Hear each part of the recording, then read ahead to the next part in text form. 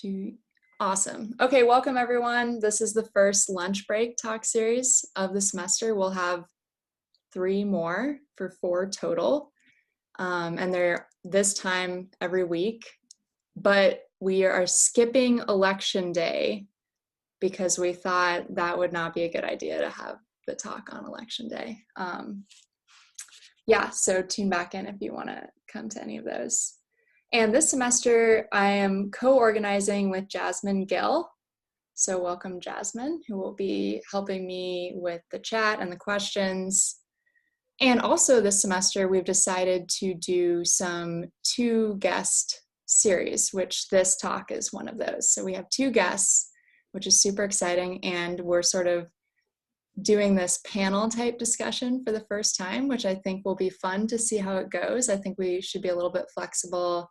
People can ask pointed questions to either Josh or Lisa or both of them. We'll just see how it goes. So with that in mind, if you're new to this talk series, how it normally works is if you can turn on your video, that would be great, just to see more faces and make it more of a discussion-based thing. If you can't, that's also fine. We understand if you're eating something for lunch and you don't want it on, that's okay. And what else was I gonna say? Oh yeah, and then logistically how it will run is both of our speakers will have 10 minutes to introduce themselves and sort of just walk through whatever they want to talk about. Feel free to touch on anything that you want people to ask you questions about, or just your general career path.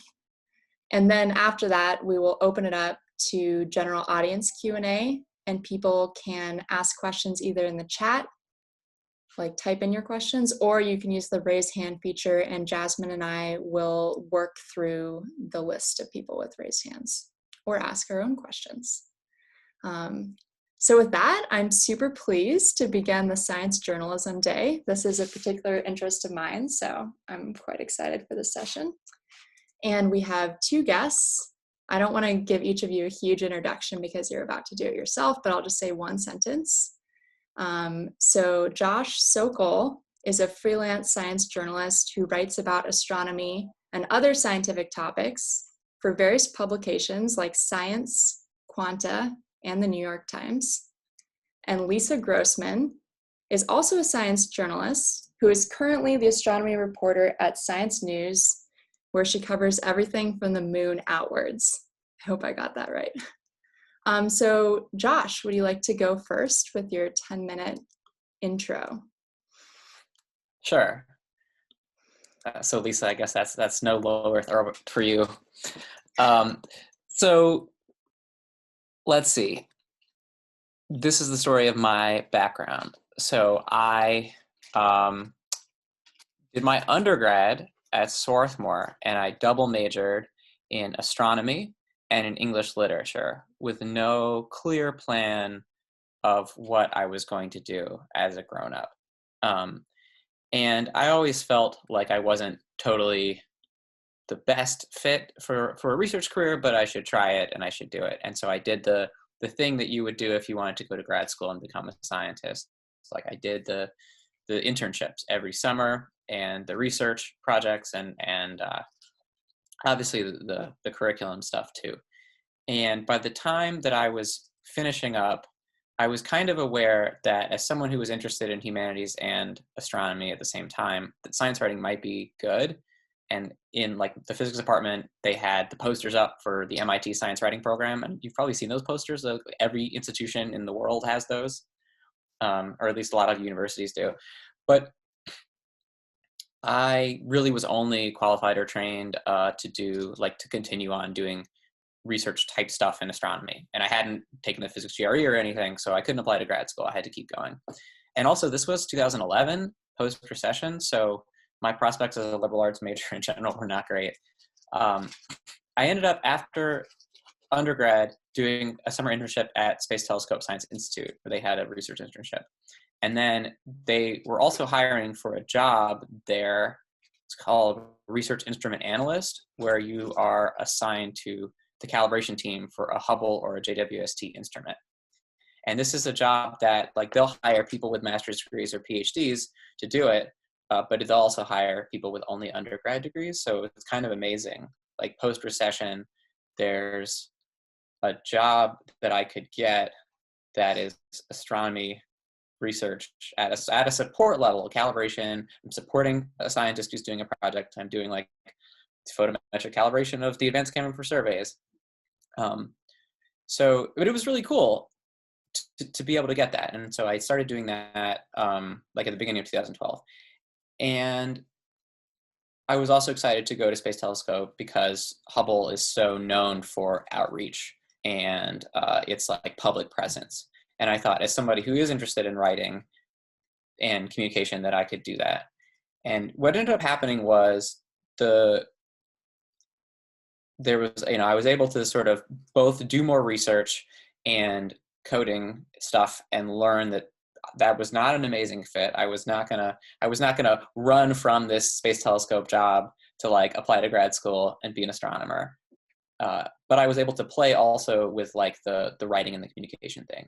And the research staff there and the staff in this branch who does calibration science were very supportive of me volunteering and doing things for the PR and the EPO, Education Public Outreach branch of Hubble. So having done that for a few years, and I'll say like it was a little bit hierarchical and calcified in their outreach stuff over there. So everyone in the research side was like, "Yay, Josh, go pursue your passion a little bit on top of your calibration work." And then I had to really like poke and prod to get anybody to let me do writing or to contribute. So I would have wanted to stay there and just switch into a job like as a science writer there, but that was never going to happen. And so I ended up going to that MIT science writing master's program, which I had heard about, and I applied to. There's several science writing master's programs. I applied to all of them. I also applied to the AAAS like fellowship for turning scientists into journalists, and never heard back on that. But like I applied to all the science writing programs. Ended up going to MIT. Decided to really commit that I was going to be a communicator and a writer, and that I would try to get the kind of job that I hadn't been qualified for or hadn't been able to get into at Hubble.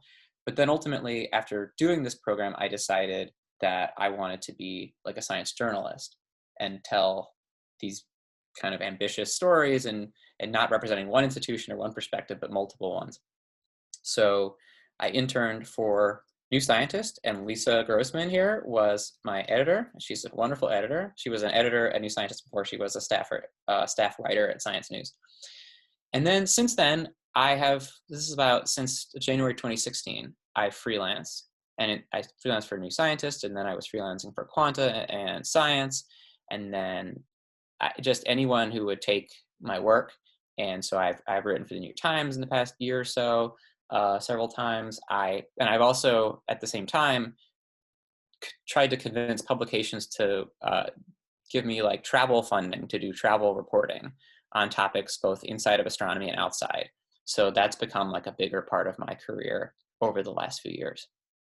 How am I doing on time? That's my whole bio. You can end early and spend more time on the Q&A session. You took okay, about 5 minutes. Well then, no. Well, I have a little bit more just about like because in addition to sort of the background and talking about what it's like now as a person who has made this switch over from I was on an astronomy track and now to here, I can talk about that a little bit. Yeah. So I really like being a science writer. I like and having had that experience of either doing research or like backing up a scientist who had Hubble time and was doing research. I think I'm happy about being on this side of it and communicating it and telling the stories afterwards. But there's a few things to note about it. It's definitely not a cushy situation to earn a living as a science writer. These institutional jobs, I think, are pretty good and they're pretty cozy, but like they're few and there are people who are already doing them.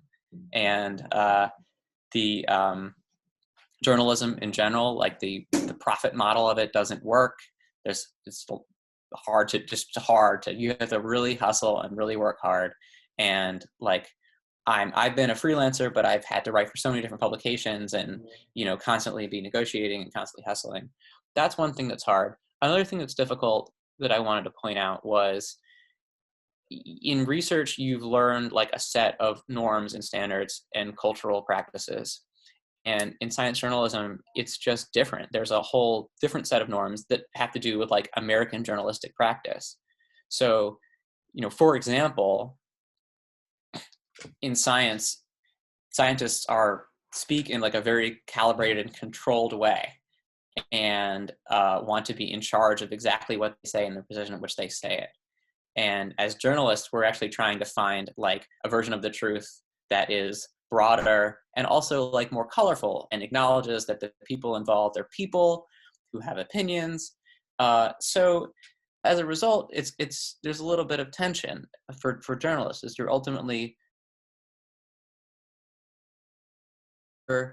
explainers of science, but we're trying to tell stories about what's happening in scientific research and why it matters. And often the stories are about how science is really cool, and sometimes they're about how it's not that cool. There's something going on that shouldn't be going on. There's all these tensions that arise, and coming from a research background, you feel deferential to hierarchies and systems of authority and ways that scientists talk. And you have to learn a new set that as a journalist you serve your publication and your editor and your reader. That's always difficult. And the political climate in this country around journalism makes that hard too. Lastly, I wanted to bring up, like we were talking about it before this meeting formally started, but there's an amount of flexibility that's come with freelance journalism and with journalism in general, which is nice, and which in science you don't have if you're really forced to focus on a small problem to have any hope of advancing it. So in journalism, I can skip around from topic to topic that interests me. And I also can, I have some sort of geographical freedom. So I was until very recently living in Somerville, like right near Inman Square, on the Cambridge-Somerville border. And I was just freelancing from there. But there was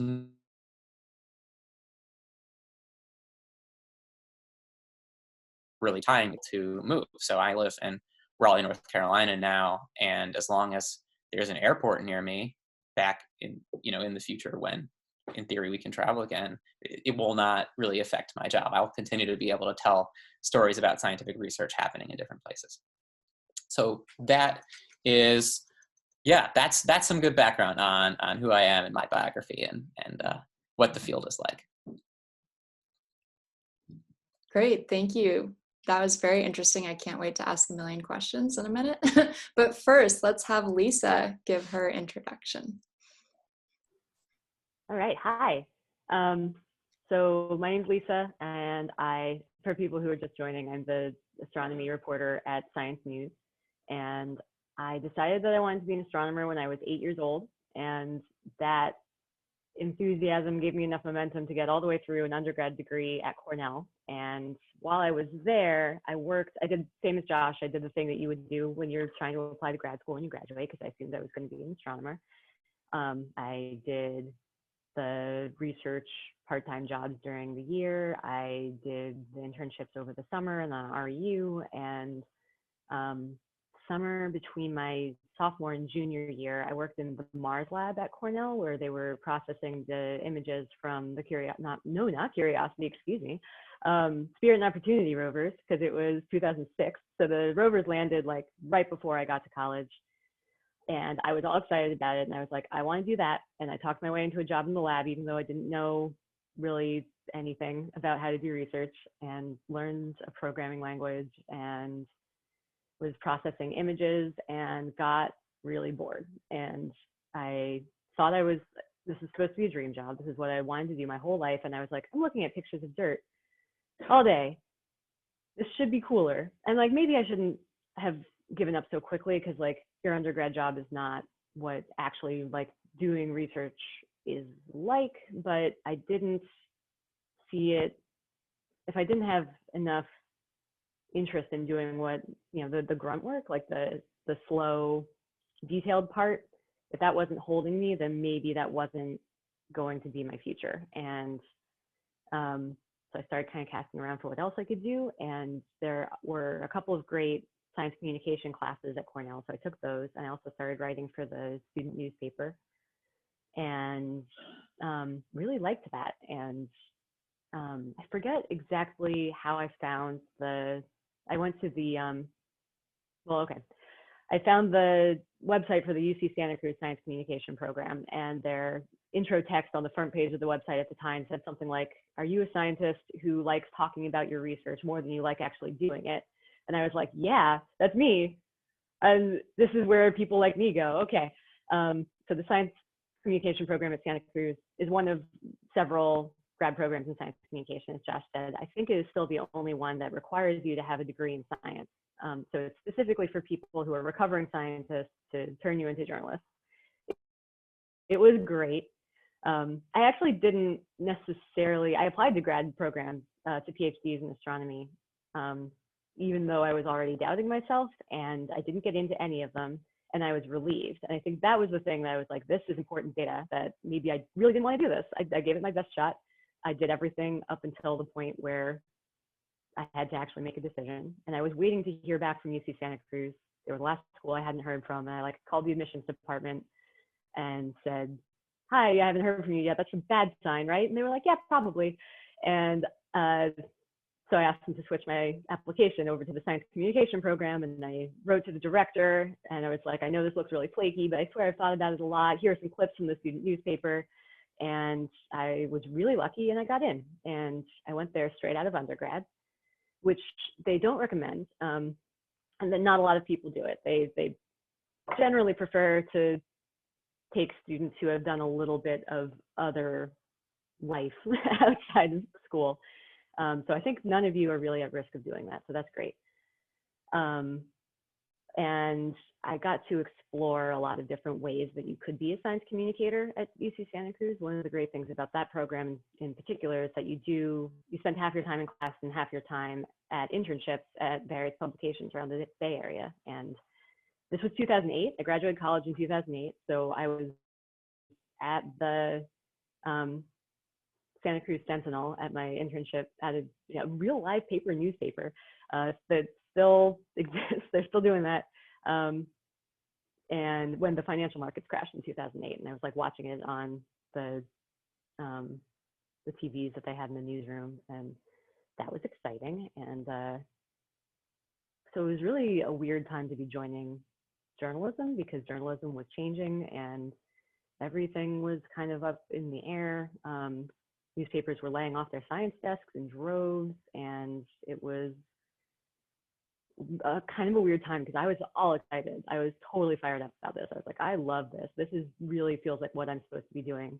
And I would go to conferences and stuff and meet people who had been in the field forever and had just gotten laid off and were like, "What are you doing, kid?"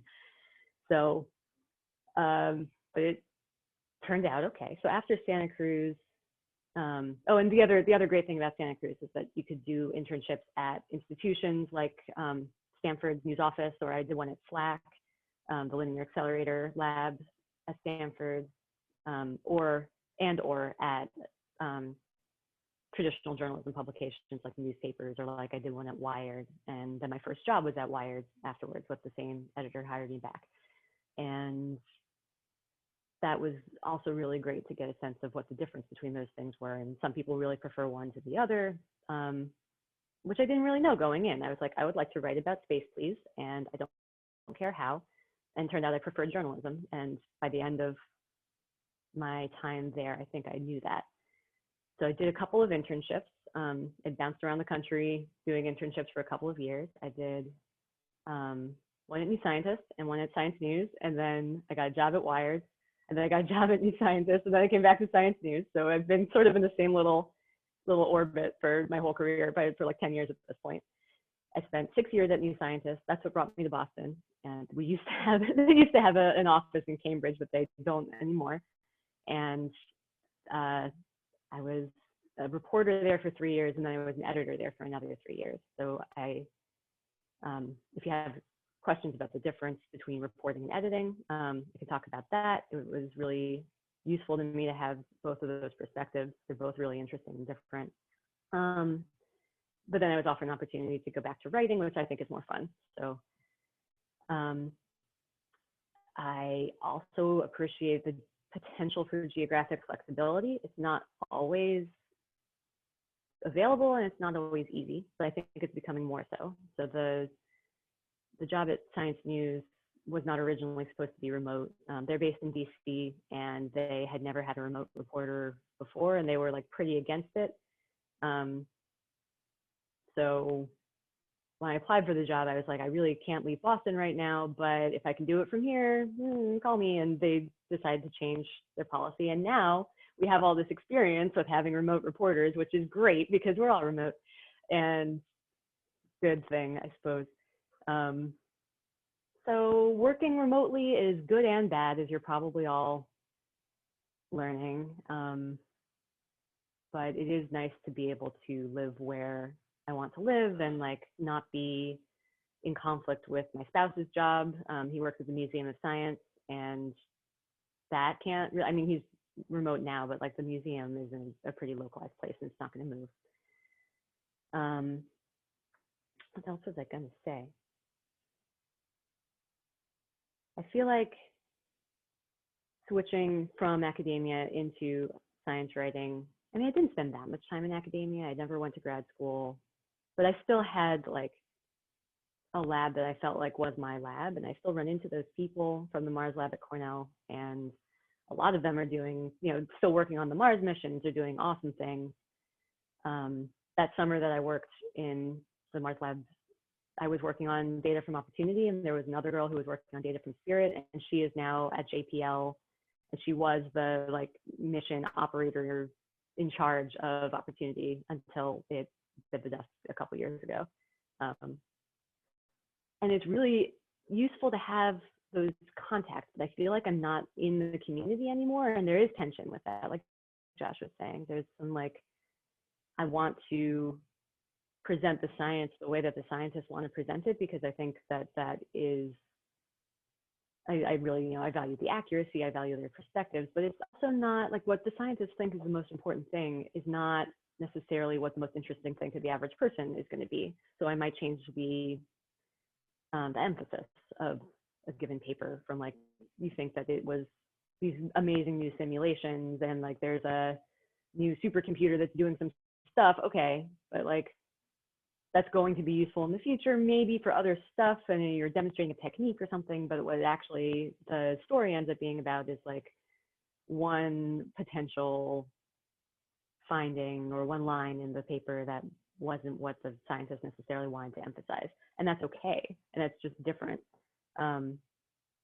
But yeah, I feel like I like being in touch with what is happening. I like getting this buffet of like all the research that I don't have to choose anything. I don't have to specialize. I love that. But it does mean I'm not as deep into anything and I'm not as connected, or I'm connected differently to the scientists. Like talking to scientists is my favorite part of my job, and I talk to them differently as a reporter than I did when I was trying to become a scientist. Yeah, I think that's it. How much time is there? I think you're at exactly 10 minutes. Yes, great job. Okay, yeah, let's start the Q&A session. So if you have a question, you can raise your hand using the raised hand feature in the chat window, and Jasmine and I will monitor and call on people that way. Or you can type your question into the Zoom chat and Jasmine or I will read it aloud. Okay, Warren, you are first. This is just kind of out of general curiosity. So how important do you think it is to describe what science is, you know, how we make a measurement as opposed to just a result? Do you want to take a stab at that first? Yeah. It's an interesting question. It's hugely important. I think that it's hugely important. It's the kind of thing that editors and readers might both gloss over or want to get through quickly. Depending on how technical it is, you could go from either a full, accounting of the method. Let's say the method is really fascinating. Let's say, for example, using a laser guide star to do adaptive optics to measure the galactic center is such a cool method and measurement that it would get, a little bit of explanation in the story. But there are other kinds of things that would be technical and important to understanding the research, but would just be gestured at, I think. I think sometimes the details are rendered only in a brief way. I think that any good story should give the reader some idea of how the knowledge was obtained and the methodology, but the amount of time, I think that's the kind of really eye of the beholder kind of variable thing. The amount of time you spend and the focus that you put into first it was this and then this and then this, that I think really changes. It also depends on what the audience is, like, that you're trying to explain the work to.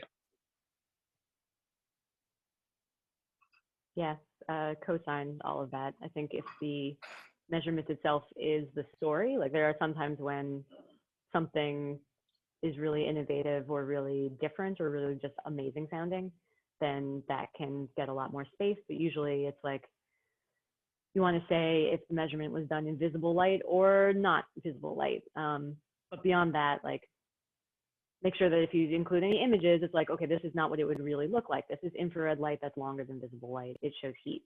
But that's the level of, and even that is like pretty, for science news readers are pretty sophisticated in science background, and probably would be different for like the New York Times. So yeah, unfortunately, or fortunately, whatever. It's yeah, your audience matters a lot.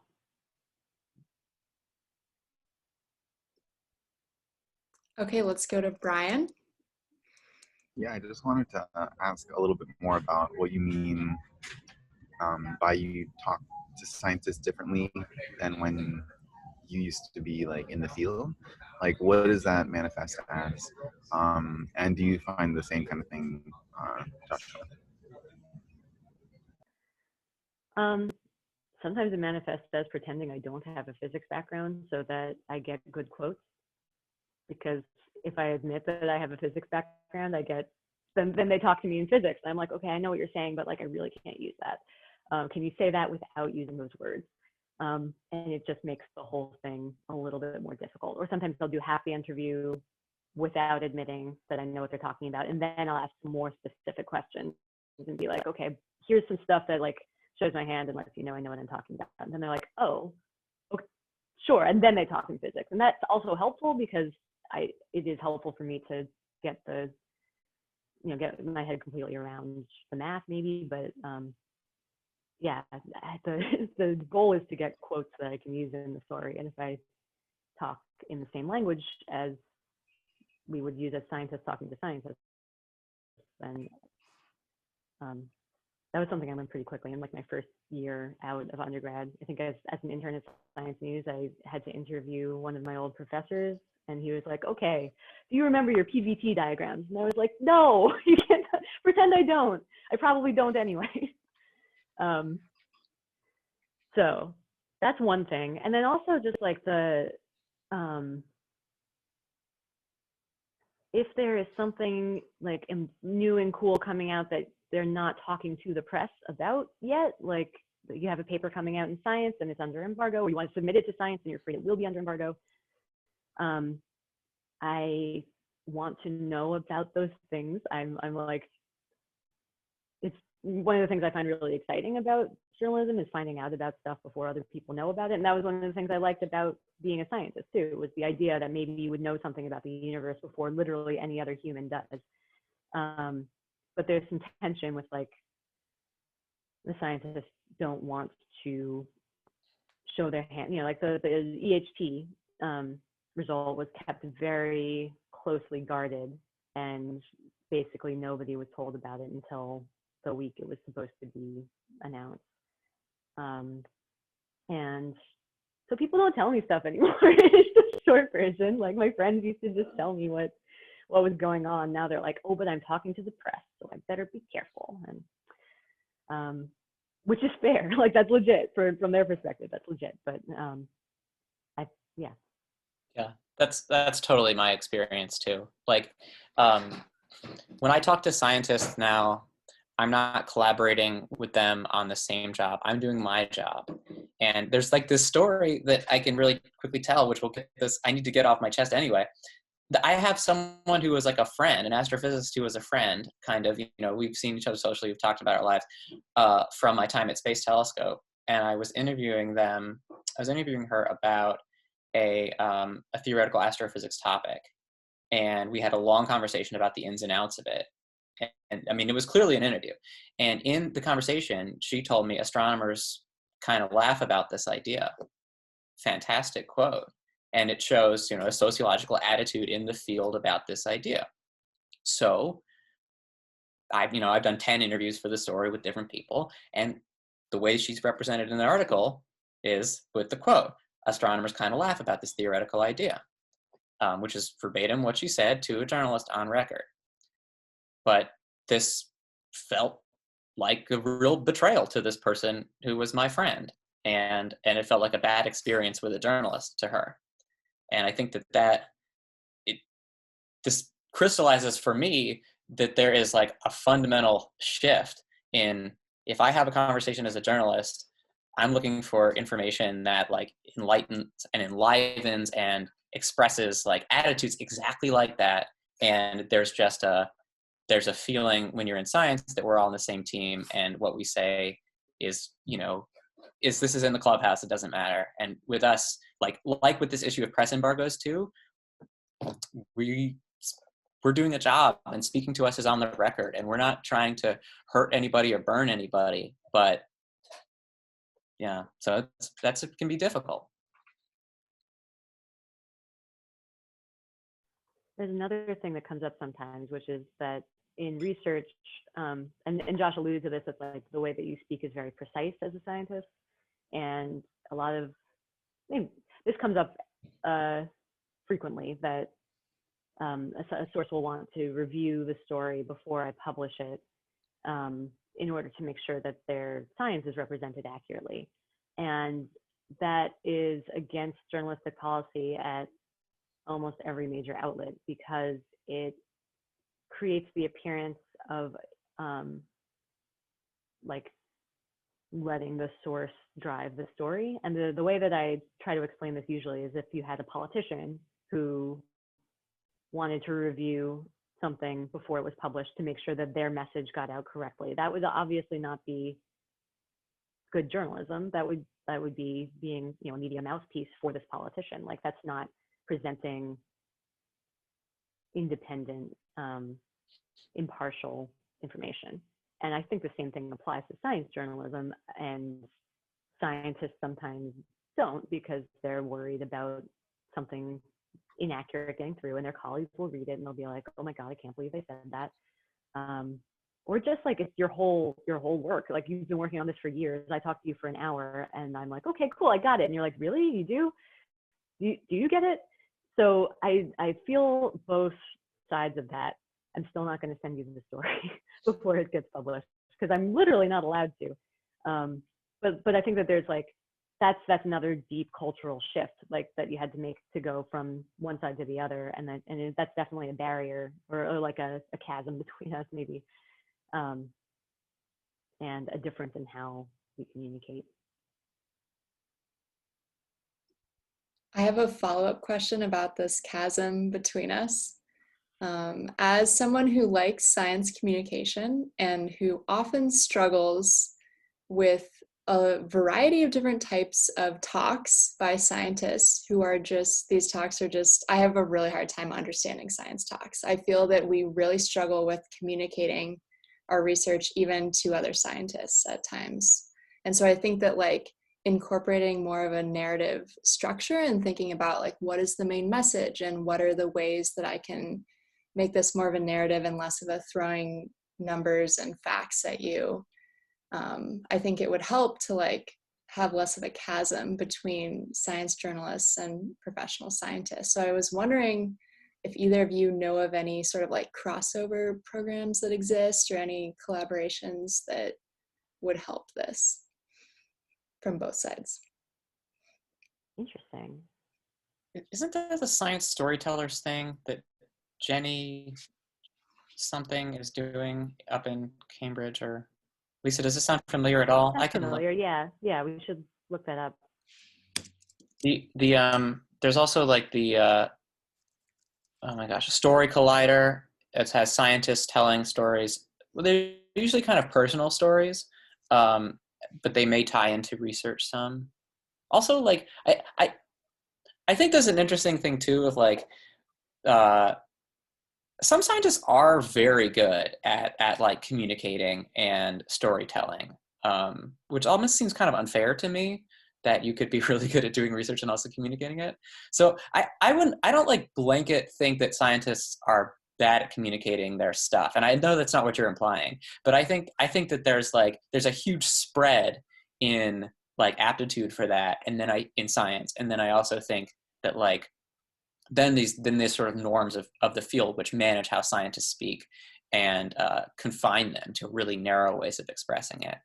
And that like, yeah, so I'm in terms of like other kind of programs or things that are getting scientists to tell stories in more of a story way. I'm not sure. There's a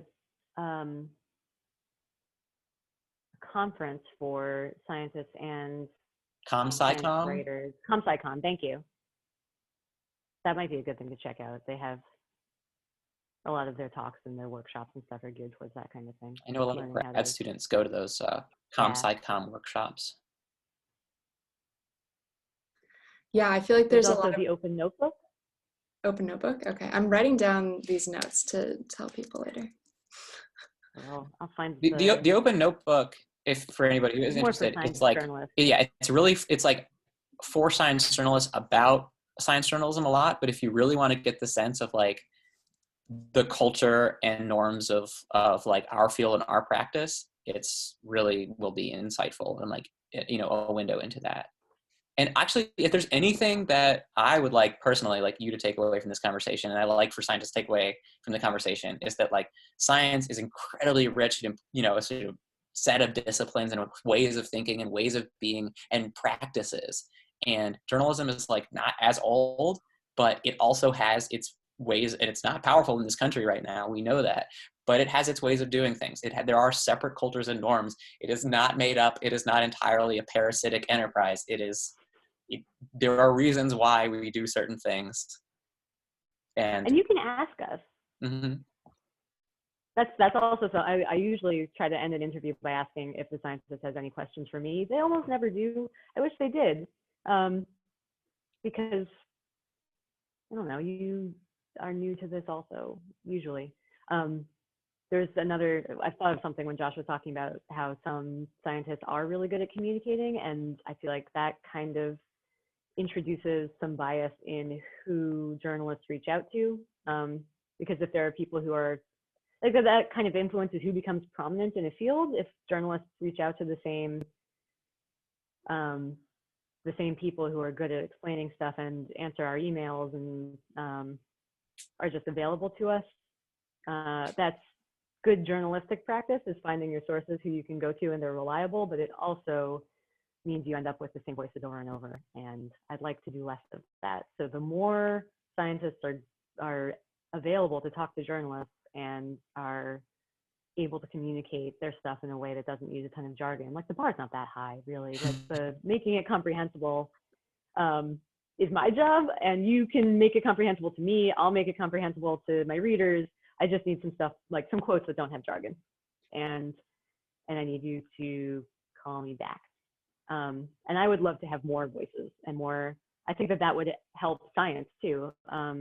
There's one of the questions, Becky, on your frequently asked questions sheet you sent was about diversity and inclusion, and we are working on that actively, and we're having a bunch of talks about that at Science News. And yeah, I would really love to see. I would love to be able to have more people to call than I do now. I'm not going to name any names.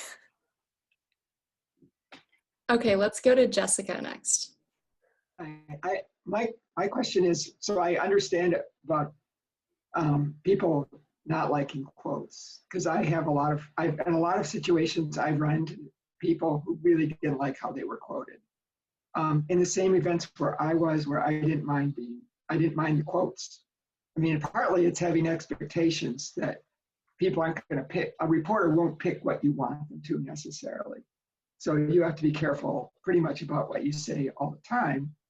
But it's been sort of surprising to me. I've really found there are people that are really wary and really, and I think that if you're wary about the reporter too much, you're more likely to be misquoted because you won't talk to them enough to get them to understand what you want. So my question is, what can we do to to help make sure that we know that you understand what we're talking about? Sort of like a recursive thing, but the idea is that I think the way to avoid being misquoted is for the reporter to understand what you're really trying to say. And also, you have to be a little guarded. You shouldn't tell reporters exactly what you tell somebody who's working on a project with you, but you have a story that's, if you could put together the story. I mean, I tend to tell stories, so I get quoted, but mostly not about scientific stuff, about other things. So what can we do? How do we do it? How does our side of the interaction to elicit responses from the reporter, what will get you to talk to us about what we're saying? So it's like this, it's a back and forth that isn't just an interview has to be a really two-way thing. And I'm wondering what we can do to make it more two-way. You see that? I mean, I think that there's kind of like, there's two prominent, I'm going to classify two different ways that a scientist could be quoted, like unfavorably in a negative way. And one would be, one that quotes it just sort of like gets the science concept wrong and has them espousing a view that they obviously don't, that's not right. And there are people in their field will be like, why would you say that? Of course that's wrong. That's a sort of, and then in the other kind, I would say the other kind of would be like the anecdote that I told, where a scientist has shown emotion in a quote. They were kind of speaking in an unguarded way, and then that they wouldn't have shown that level of emotion. That's what they thought. It's true, but they wouldn't have shown it if they had really been thinking about, okay, this I could be quoted in this specific instance.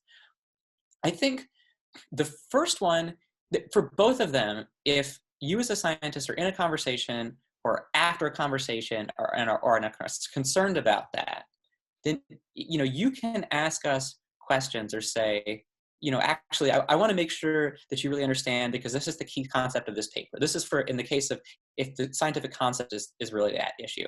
This is the key concept of this paper, and I think I was trying to convey it. Like, do you think that makes sense to you? You wait for a response, hear it, and you say, okay, well, if let me know again. If you could paraphrase it over the phone with me later, or let me know if you have any more questions. I think this is really, really key, and I want to make sure you got it. The other one, in the case of like, you have there's something about the decorum that you had that is now not right, like you're realizing, I really don't want to come across that way. I think you could just kind of say, like, there are times when I've done stories that are about like wrongdoing, in which case I really don't care what the person who is doing something wrong, or I want to, or maybe doing something unethical. I'm not going to be receptive to their desires about how to be portrayed. But if I'm writing about a debate about, the Hubble constant or anything like that, and even though I'm going to try to get that there are rival factions and there's emotions, I'm very open, and all like decent science journalists, like so many of us have backgrounds like Lisa and I do, where we do care about science. We really want people to get it right. We don't want to like contribute to a negative culture in science. So if you said, for example, hey, I know I said that, but like to the extent that you could, I think that, presenting it that way really has a chilling effect on our discourse. And, it's something like that. I would be receptive to an appeal like that. If you said to a journalist, I really get the sense from this, I'm trying to explain the science, but I get the sense that you're trying to play up conflict in this story, and I don't think that that's really right, and I think this kind of has negative effects, and junior researchers could be affected, stuff like that. Like, if it becomes serious like that, I think you can kind of make a case for that, and you can bring it up.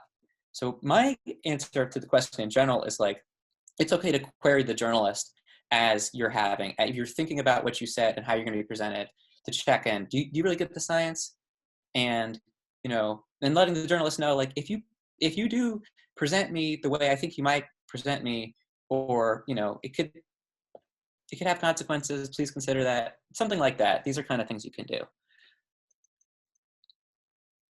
Yeah, I think my experience with talking to scientists who are not experienced with talking to reporters is that they think that that it's kind of one way, that they don't know it's a conversation, and they don't know that they can be like, oh, because I want to get it as close to right as possible too. And the first way you put it doesn't have to be the last way you put it. One of my favorite tricks in interviews for getting a good analogy or something, if my source hasn't come prepared with one already, is to offer one that I know is a little bit wrong, and you're like, is it sort of like this? Is it like a car going down the street and then there's another car coming up behind it? And the source will be like, no, that's not quite right. It's more like, here's a better analogy. And I'm like, there we go. Okay, that's my quote. So you can do that yourself. You can if you come prepared with an analogy that you think is accurate and fun, I will take it, or I will work with you to refine it. That's that level of collaboration is definitely fun for everybody, and what we want to be doing. It's not like I ask you questions and then you give me answers and that's it.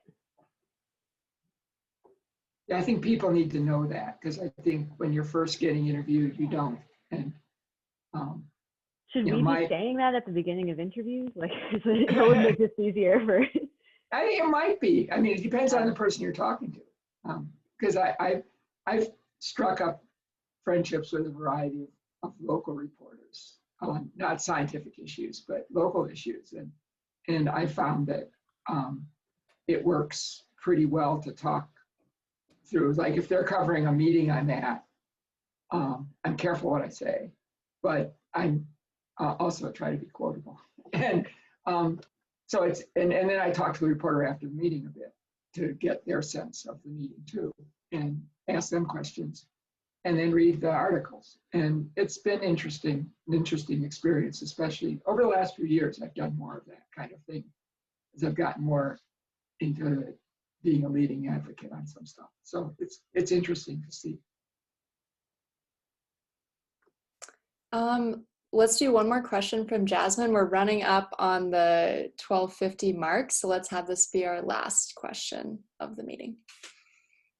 So I just had a question from the grad student's perspective, right? I mean, it's not often, but sometimes a grad student in their career publishes a result or a paper that's super fundamental, and it changes a lot of people's ways of thinking. And it's usually, let's say it's a methods paper, for example. How often do you get contacted by grad students? Is this something that's encouraged, or is the journalism side more like, I rather wait to publish your perspective after the PhD? Oh yeah, I don't care. Okay. I do not care what your degree status is. So if you just, it's okay to hit up you guys saying, hey, I think this is a super cool result that's come out, and XYZ, would you be, okay, cool. It's good to know. Yep, agree, totally agree. Easy answer. Yeah. And I mean, it's nice, I like hearing from scientists directly too. Oh, yeah. I think this might be cool and you might be interested. And sometimes I don't have time or whatever, or sometimes it would be hard to sell to an editor, but sometimes it is really cool. Mm-hmm. That's awesome. Okay, it's 12:52. I want to thank you both again. I know we don't have actual applause, but thank you for talking to us. I think this conversation went in a little bit of a different direction than they normally do. Normally it's very much what can we do to prepare for a job in this area? But I think this was a really cool conversation nonetheless about the crossovers between different fields. So thank you for that. And thank you everybody else for participating in the discussion. And I guess I'll see everybody else next week. Does everyone on this list have our emails, if you do ever send us a tip, or those things that we didn't talk about that much about, trying to make that sideways shift into this field? like I wouldn't mind if you contacted me and wanted to talk more. Same. Yeah, I can send out, we need to make an email list just for this group because I don't want to just spam your emails to everybody at the CFA. But I could be like, here are some reporters who want to hear your science stories also. I put it in the chat. Oh yeah, let's just do that. Maybe just drop them in the chat right now. Yeah, thank you for being open to that. Oh yeah. I might personally have some further questions, so Absolutely. definitely ask. Oh, great. Thank you. Yeah, thanks again. Thanks. This will be on YouTube if you want to watch it back.